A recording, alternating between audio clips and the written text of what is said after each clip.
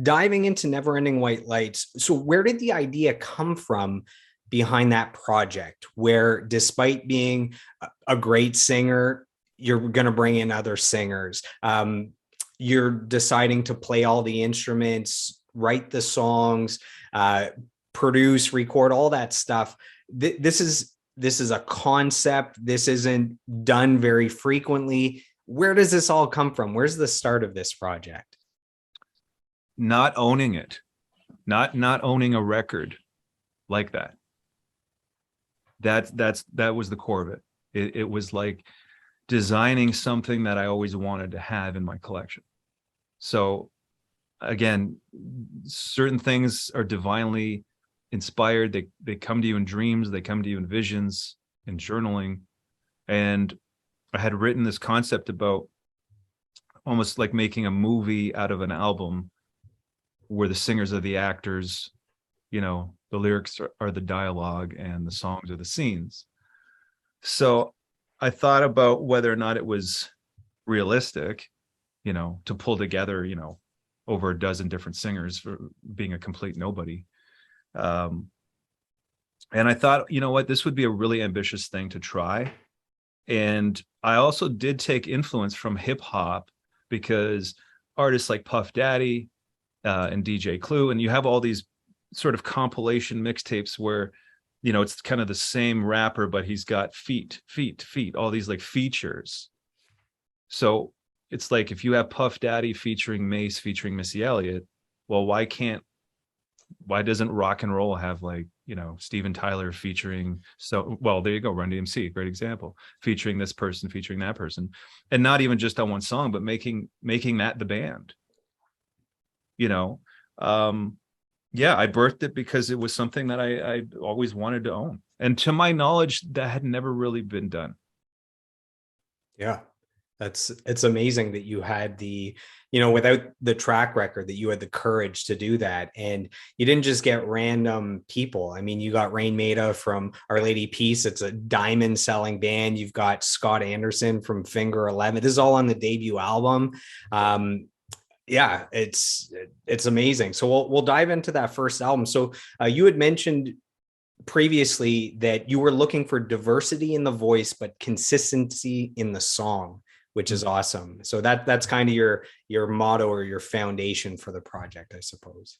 That was the mantra, because if you're going to throw a ragtag group of singers in a washing machine, you don't want it to bleed all over the place. So there's got to be some kind of cohesion to how that comes out. And that's where paying attention to the songwriting and the concept and the theme creates a consistency. Okay, it's, the first record it's very mellow, it's ambient, it's atmospheric. So now you can stick all these different flavors on this foundation and not mess it up too much, because there's some really different sounding voices on there. I mean, like Raine from Our Lady Peace sounds much different than Scott from Finger 11, and Scott sang very low register, different from what he does in Finger 11. And then there's a guy like Dallas Green who's singing to the moon. But the way that I feel the record turned out, it's never out of balance having that much energy being pushed through it. And that was done in just trying to make the songs consistent as much as I could, but still interesting. Obviously it can't be like, 16 songs of the same thing. So it's diverse in the voices, but I think that production and that ambience gives it a sort of rooted foundation, as does the concept of it as well. So the first album, Act One, Goodbye Friends of the Heavenly Bodies, released in 2005. We have a fan question sent in. So as we dive into this album, Mike Lamonde wants to know, I'd love to know the story behind the band's name. It's a great name. And the first song on the album, From What I Once Was, has a lyric that says Neverending White Lights. So I guess he has his question of where that name comes from. And then I'll add to it, did the awesome band name inspire writing lyrics that include it? Because it's a great phrase or was it you had written the lyrics for that song and said, hey, that's actually a cool phrase that would make a good band name? It's kind of an Easter egg in a sense. Can we, You have the maybe name of, we can't give the answer here. you have the name of the band in the first song, right? And it's hard to put a band name into a song. Especially if you're the Rainbow Butt Monkeys or the Butthole Surfers or something really strange. So I had come up with the name of the band first, and that just encompassed the idea of the soul, where we are never-ending white lights. We are lights within that never go out, as we're energy that continues on after this life into the astral and wherever that goes. So to see everybody as a white light, to me, seemed like an interesting way to approach existence, to consider everybody's energy instead of their personality, or I don't like the way this person does this, or I'm, angry at this ex of mine or my father. It's like everybody is energy, everybody is the soul. And we forget that a lot. We're always dealing with souls here. So I wanted to embody that concept and make Neverending White Lights everybody. It's us, it's everybody. Everybody is Neverending White Lights. So it just kind of came up in my writing. I do a lot of journaling, and it just popped up, and I was staring at it, and there was a voice that said, this is you have to use this name. Later on, I would come to find out that having a bit of a spiritual awakening post my third record, that name came to have more meaning, becoming involved in doing like light work and energy work. So it was like, I don't know, something that I think was scripted maybe by my higher self or my soul to say, what, this name is going to have a lot of meaning. And I like to think that there is light in the songs, even though they're kind of darker sounding. There's still kind of a light in there that feels healing, even though it could seem depressing, but I think there's something in there that feels healing. So so I had the name, and then I was writing the first track on Act 1, and it fit. I don't know how, and I knew I had to put it in there.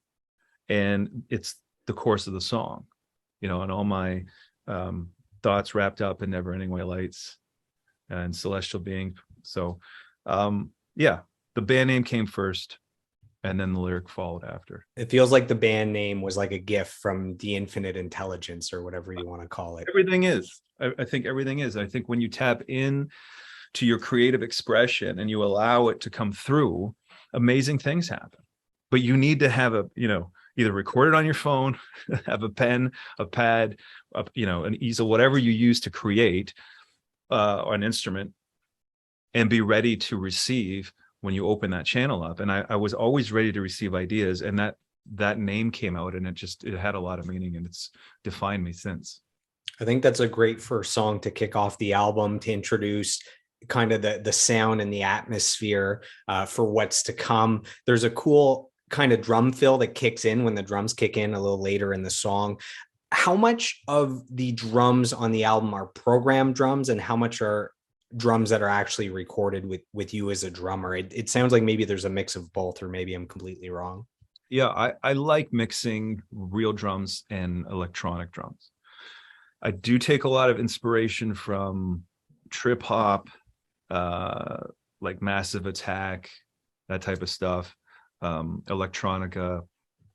So I didn't want it to be so conventionally rock drums that it was missing the textures that you can get from drum loops and things. So on every song, there's probably some bit of programming. So, different hi-hat loops or shakers or things to kind of glue it into that electronic zone. But most of the foundation is real drums. That song I recorded in a garage and get that kind of big sound. But most of the record is, and I didn't really have an engineer when I started making that album, so it was just me and a friend of mine, trying to stick microphones on things. So some of the drums don't sound that good.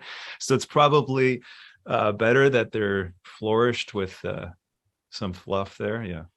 Do you think the drums keep sounding better as you move forward through your discography? Well, I struggled with budget on all three records. I had to self-invest and borrow the money and just do it myself. I didn't have label money or anything. So much of it was done on just shoestring budgets using whatever I had. And I think the drums on Act Two started to sound a little bit better. But, it's still a basement. I mean, it's still this room, more or less, so it's difficult to get the huge Pink Floyd drum sound with just me and another guy in here trying to, and no money to really go out and do it. But I do think the second record sounded better. And then by the third record, I was kind of being pushed to become more rock. So the drums are kind of aggressive.